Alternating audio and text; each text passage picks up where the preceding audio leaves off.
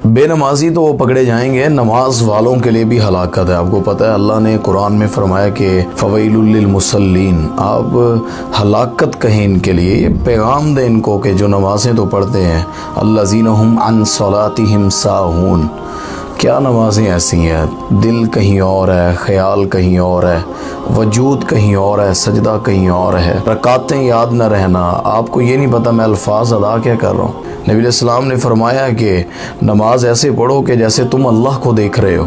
अगर ये गुमान पैदा नहीं होता ना, तो ये ईमान ज़रूर रखो कि तुम्हारा अल्लाह तुम्हें ज़रूर देख रहा है।